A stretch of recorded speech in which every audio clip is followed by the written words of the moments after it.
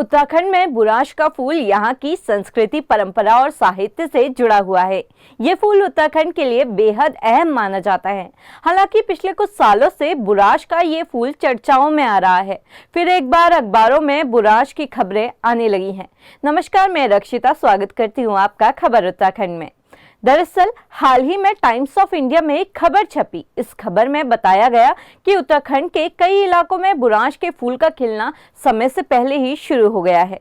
ये खबर बताती है कि पौड़ी गढ़वाल के थलीसैंण, चमोली के साथ नैनीताल के रामगढ़ और ओखलकांडा ब्लॉक में जनवरी से ही बुराश के फूल खिलते दिखाई देने लगे हैं। इस खबर में बाकायदा एक फोटो भी छापी गई है। बुराश के फूलों के खिलने का सामान्य मौसम मार्च और अप्रैल माना जाता है, जब मौसम में थोड़ी गर्मी बढ़ने लगती है। हालांकि इस बार जनवरी में बुराश की फ्लावरिंग परेशान कर देने वाली है। आपको बता दें कि उत्तराखंड में बुराश मार्च और अप्रैल के महीने में खिलता है।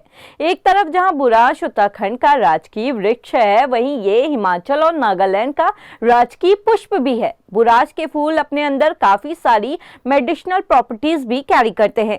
इन फूलों से बना शरबत हृदय रोगियों के लिए संजीवनी के समान माना जाता है। बुराश की पंखुड़ियों का उपयोग सर्दी, मांसपेशियों में दर्द, सर दर्द, बुखार को दूर करने के लिए भी किया जाता है। अब आप सोच रहे होंगे कि मार्च अप्रैल में खिलने वाला ये फूल जनवरी में ही कैसे खिलने लगा। तो आपको बता दें कि पिछले एक दशक में ग्लोबल वार्मिंग की वजह से हिमालयी क्षेत्र में कई चेंजेस आए हैं, जिसका असर यहाँ के ग्लेशियरों के साथ साथ प्रकृति और वनस्पति पर भी पड़ रहा है। वैज्ञानिकों की माने तो बीते 6 महीने से उत्तराखंड में ना तो उपयुक्त बारिश हुई है और न ही बर्फबारी, जिस वजह से हिमालयी क्षेत्रों का तापमान धीरे धीरे बढ़ रहा है।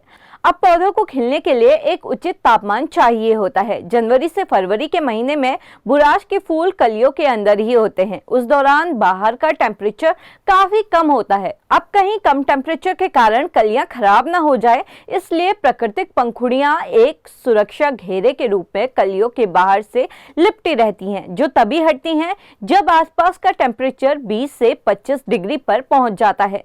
ये पंखुड़ियां टेम्परेचर के बारे में कोशिकाओं में मौजूद डीएनए को भी सिग्नल भेजती हैं, जिसके बाद फूल खिलने की प्रोसेस के वक्त हार्मोन सक्रिय हो जाते हैं।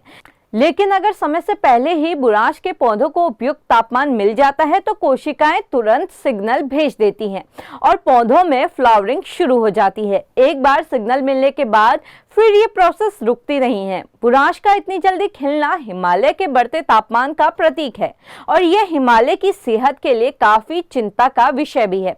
वैज्ञानिकों का कहना है कि बेमौसम में खिले इस बुराश का असर इसकी क्वालिटी और मेडिसिनल प्रॉपर्टीज पर भी पड़ सकता है।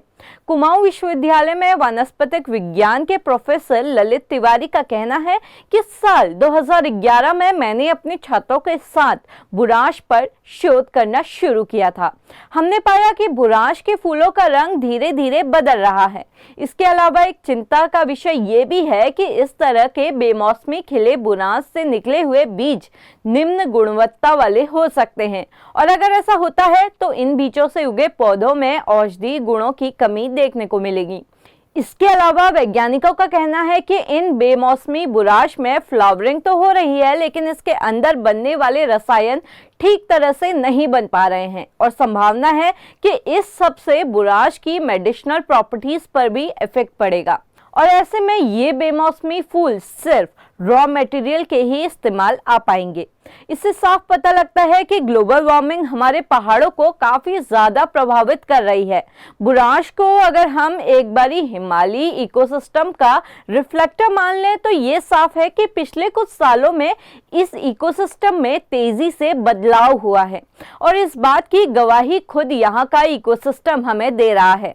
अब शायद ये तो तय करने की जिम्मेदारी हमारी है कि हम इस हिमालय को, हिमालयी इकोसिस्टम को और अपने बुराश की फ्लावरिंग साइकिल को कैसे मेंटेन कर पाते हैं। आपके इस बारे में क्या राय है, हमें कमेंट कर जरूर बताएं। अगर आप हमें फेसबुक पर देख रहे हैं तो हमारे पेज को फॉलो करना बिल्कुल भी ना भूलें। अगर आप हमें यूट्यूब पर देख रहे हैं तो हमारे चैनल को लाइक, शेयर और सब्सक्राइब जरूर करें।